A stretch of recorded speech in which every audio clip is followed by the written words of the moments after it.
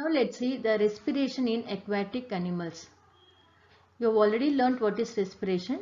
What do you mean by aquatic animals? The animals which live in water are called aquatic animals. And how do these aquatic animals obtain oxygen for respiration? They get oxygen from water which is dissolved in it. Okay, for example, you can take fish. So the fish has a special organs of breathing called gills. The gills are present on both the sides of their head. Okay, and the gills have filament like structure like this. They are called gill slits.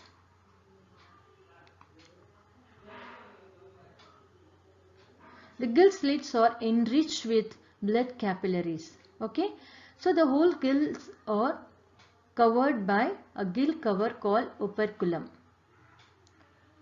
Now let's see how the fish obtains oxygen. The water enters through the mouth, then it is passed over the gill slits. At that time, countercurrent mechanism takes place. You know, this one.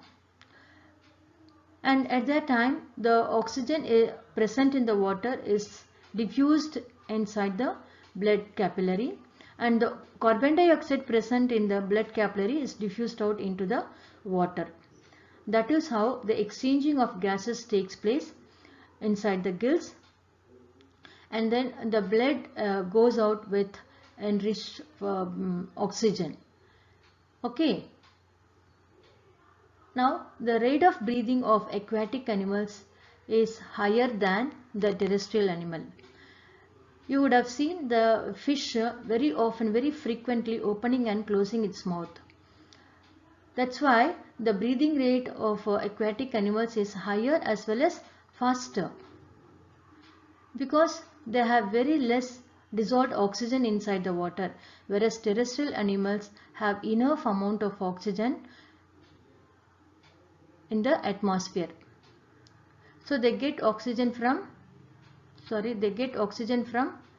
atmosphere.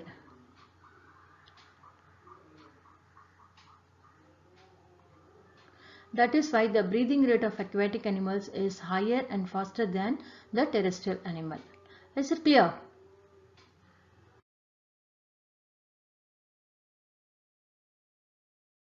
Now let's see the respiration in terrestrial animals.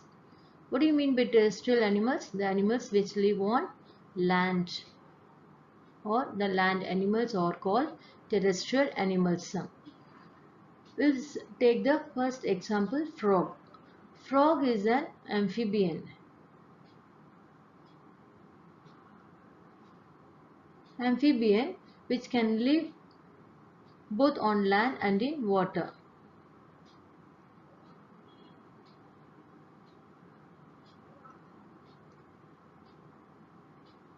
So as it is able to live both on land and water, it also has two respiratory organs. So when the frog lives in water, it uses its skin. It breathes through skin. The skin is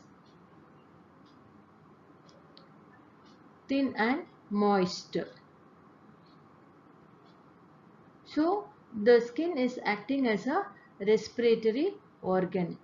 The same way, when it lives on land, it uses its lungs.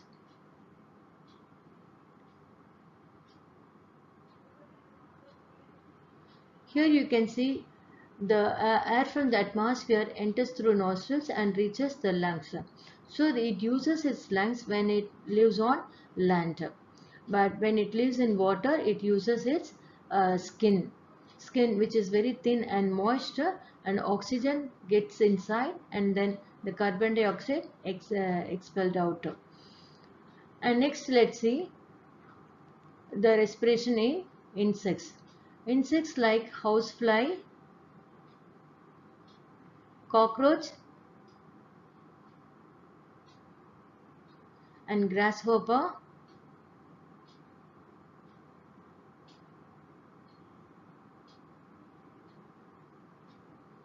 use the tracheal system, breathes through tracheal system.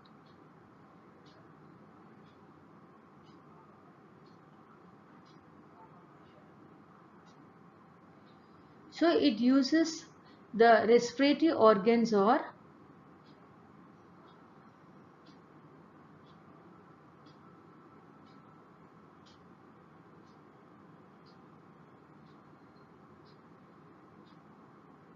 trachea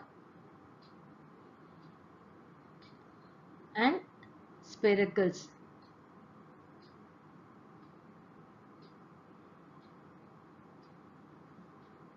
And this cockroach has a microscopic opening on the surface of their body. So these are the spiracles which opens at the exterior, and these spiracles lead to the cavity which call it as tracheal chamber. So from there many branches, this trachea branches out into smaller tubes throughout the body. So through this branches of this trachea, the air reaches the each and every part of the organism. So that is how all the cells get oxygen for respiration. Okay, now let's see the third example, the earthworm. The earthworm uses its skin for respiration, and it is very thin, and the skin of the earthworm is thin, moist, as well as it has good supply of oxygen on the surface of the skin. So through this they take in oxygen and leave out carbon dioxide. So the respiratory organ of the earthworm is the skin.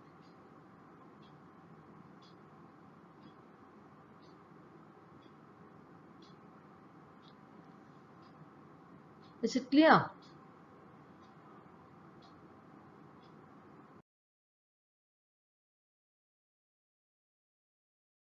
Now we are going to learn about respiratory system in humans. In human beings, many parts take part in the process of respiration. So the main organs of human respiratory system are nostrils, nasal passage, pharynx, trachea, bronchi, lungs and diaphragm. The human respiratory system starts from nose.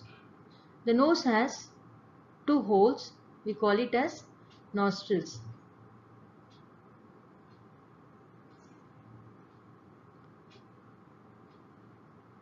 So behind these nostrils there is a passage called nasal passage.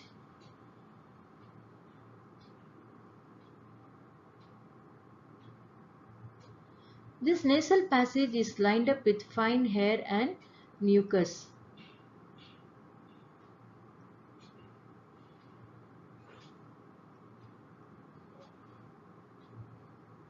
What is the function of this fine hair and the mucus?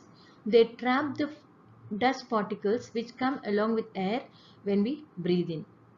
Okay, and here the part of the throat between the mouth and the trachea is called pharynx. This pharynx is the common passage for the air which comes from the nasal passage and the food which comes from the mouth. So as this is the common passage, there are more possibilities for the food to enter into this trachea. What will happen if the food enters into this trachea? It will choke it. So sometimes the person may even die. So to prevent this, there is a small flap-like structure called epiglottis.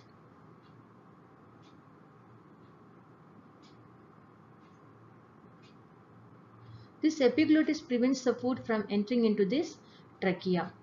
So you can see this trachea lies in front of the food pipe. And the air which comes through this nasal passage enters this trachea. This trachea is supported by rings of soft bones called cartilage.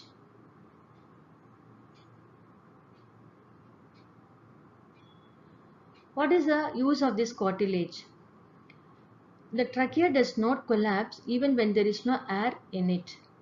Okay, and the trachea, the upper part of the trachea is called larynx, which we call it as voice box. So you can see in the men, there is the Adam's apple, right? So the trachea runs down the neck and divides into two smaller tubes called bronchi.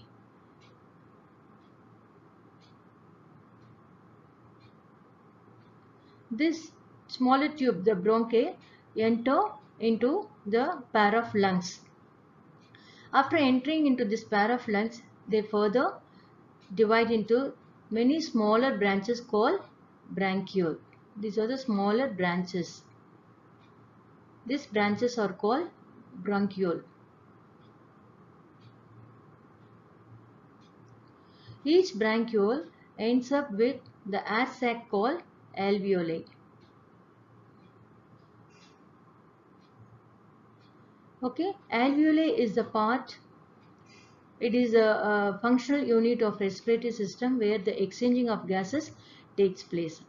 Now you can see this pair of lungs enclosed in the rib cage in the thoracic cavity or the chest cavity. This thoracic cavity is separated from the abdominal cavity.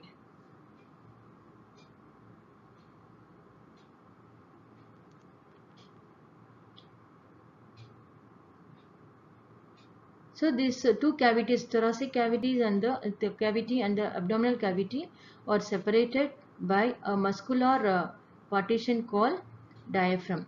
So diaphragm plays an important role in the breathing mechanism. Also, if you see this these lungs are covered by thin membrane called pleura. So this.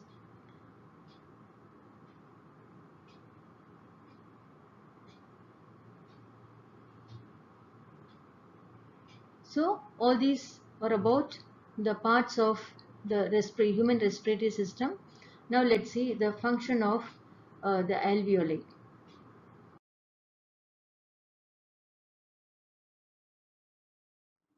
Now let's see the role of alveoli. In this picture you can see each branchiole terminates with alveolus. There are millions of alveoli present in the lungs. The presence of millions of alveoli increases the surface area, which in turn maximizes the exchange of gases. In the second picture you can see the branchiole ends with alveolus. The wall of the alveolus is very thin and it is surrounded by thin blood capillaries. The blood capillaries form a network and it covers the alveolus. The branches are from the pulmonary artery. The pulmonary artery brings deoxygenated blood. It means the carbon dioxide. So when it surrounds this alveolus, the diffusion takes place. What is the diffusion? The gases are exchanged here between the alveolus and blood capillary. Now let's see in this picture how the gases are exchanged. If you take this alveoli, there is more oxygen present in it, whereas in the blood capillary more carbon dioxide is present. So the carbon dioxide moves from the blood capillary to the alveoli. As there is more oxygen present in the alveoli, it diffuses into the blood capillary. So the deoxygenated blood changes into oxygenated blood. Who carries this oxygen? The oxygen is carried by hemoglobin, which is present in RBC.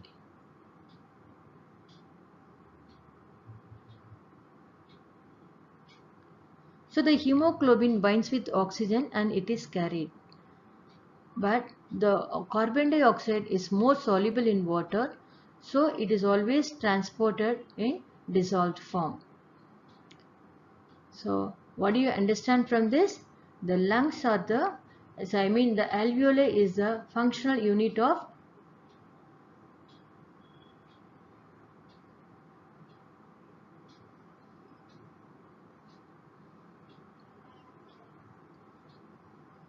respiratory system.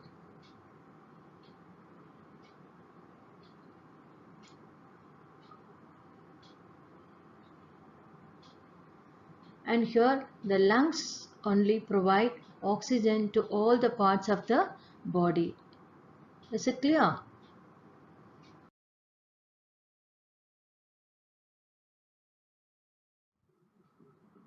Now let's see the mechanism of breathing. What do you mean by a breath? A breath includes one inhalation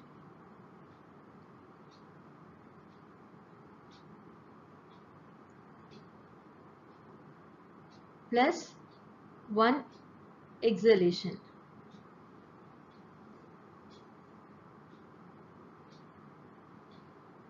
Now let's see what is inhalation. Inhalation means taking in of air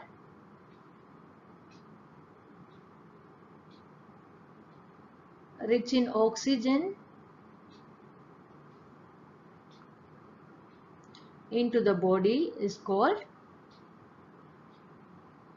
inhalation. Now, what is the role of rib cage and diaphragm during inhalation or breathing?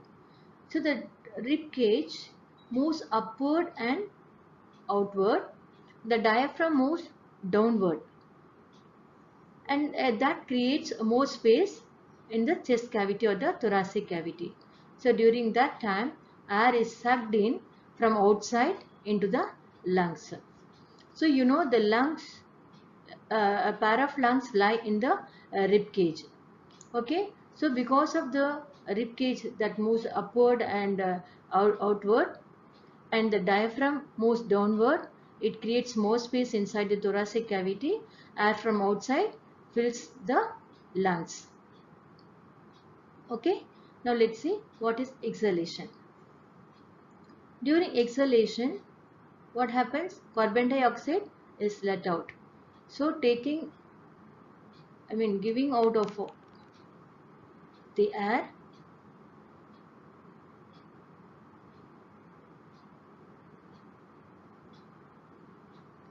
rich in carbon dioxide is called exhalation. So during exhalation, a rib cage moves downward and inward, and diaphragm moves upward. So at that time, less space is created inside the chest cavity. So air is pushed out from the lungs. Now let's see the common features of respiratory organs. All respiratory organs have large surface area to get enough oxygen. Also, they have thin walls for easy diffusion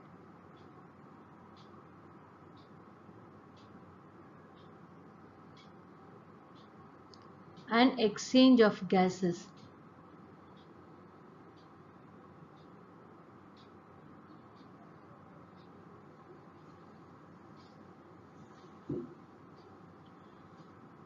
And they have rich blood supply for transportation of respiratory or gases.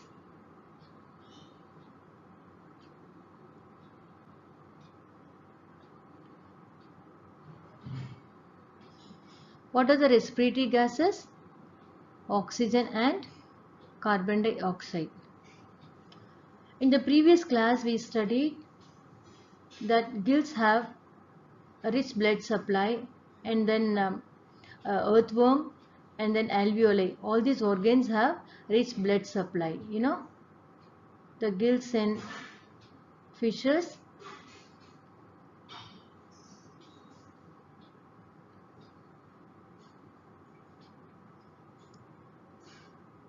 skin in earthworm,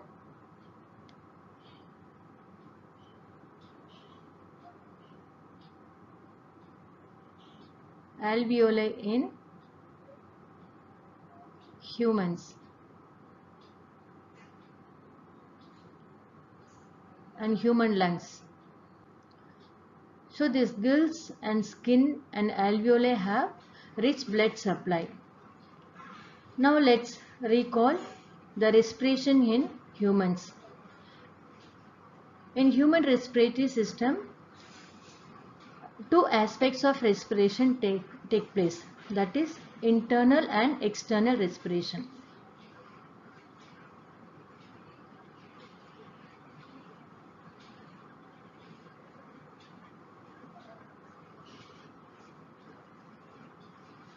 External respiration is nothing but breathing,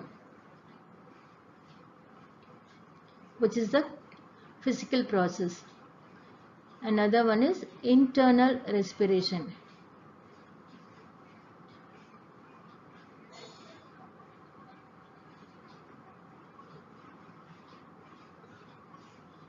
In internal respiration, oxidation of food takes place.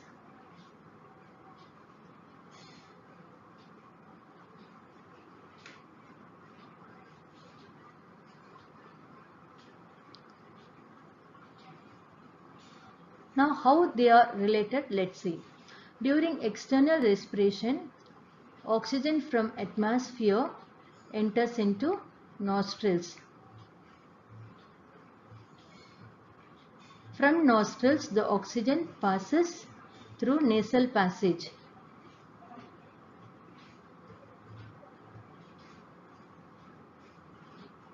From nasal passage, it enters into pharynx.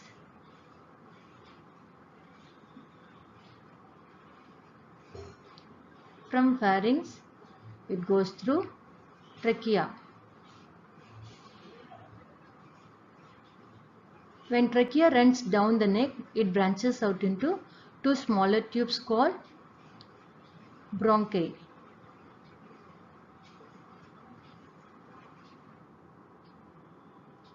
Then this bronchi enters into lungs. After entering into lungs, it further divides into smaller branches called bronchiole.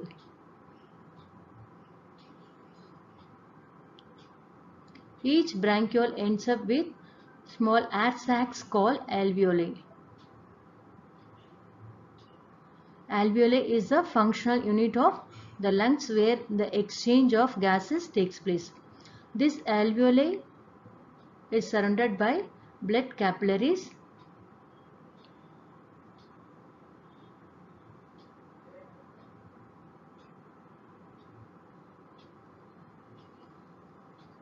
The blood capillaries receives oxygen and it takes the oxygen, these blood capillaries take the oxygen to all the cells of the body.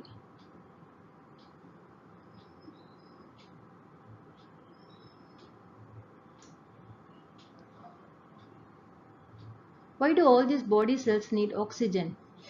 They need oxygen for oxidation of food.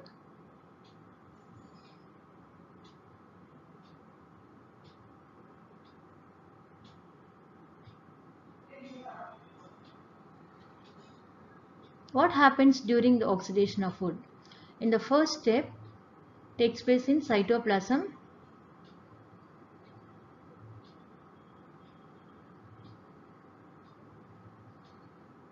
What is the process that takes place in cytoplasm?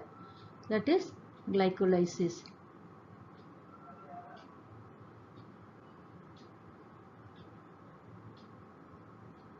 So during glycolysis, food is oxidized and gives pyruvate.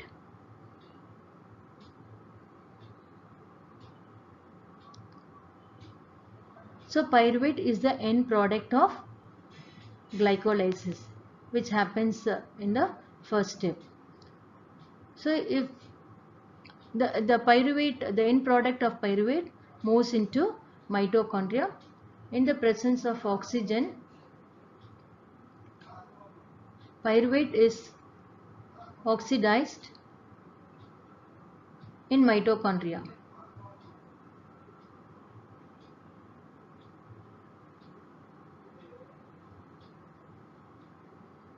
and releases energy. If this conversion of pyruvate into energy takes place in mitochondria during aerobic respiration.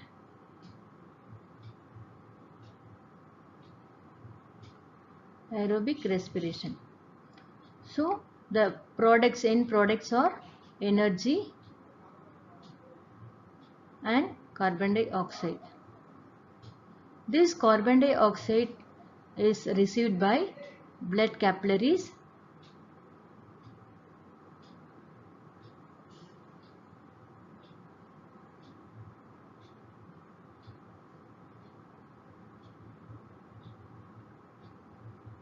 and it is taken to alveoli. In the alveoli, the carbon dioxide is given to bronchiole.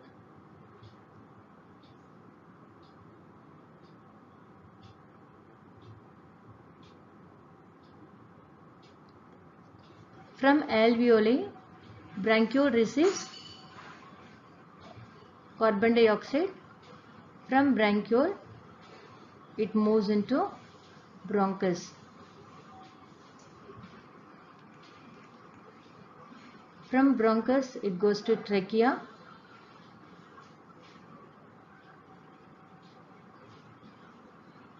From trachea, it enters into pharynx.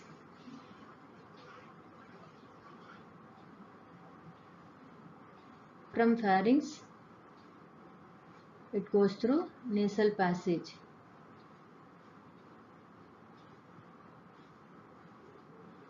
From nasal passage, the carbon dioxide is let out through nostrils.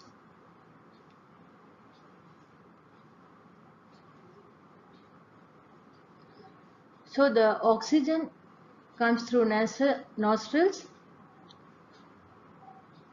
and it takes all this, it goes through all these parts, that is nasal passage, pharynx, trachea and bronchi, bronchiole and alveoli and then blood, and in the body cells it reaches in all the body cells. In the body cells, oxidation of food takes place. This oxidation of food only is the internal respiration. So you can see this.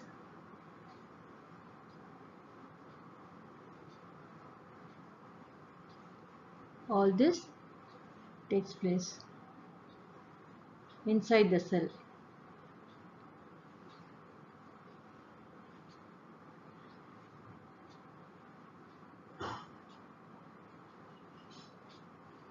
Okay, then after the oxidation, now the carbon dioxide is produced and it is carried by all these organs like alveoli, bronchiole and bronchus, trachea, pharynx, nasal passage and nostrils. Okay, and one more thing you need to understand, that during the breathing cycle, air is taken in and let out. During that time, lungs maintain some residual air in it. So what is the use of this maintaining the residual gas? So it gives sufficient time for the gases to exchange. So that is, the carbon dioxide is let into the alveoli and the oxygen is absorbed by the blood capillaries. Is it clear?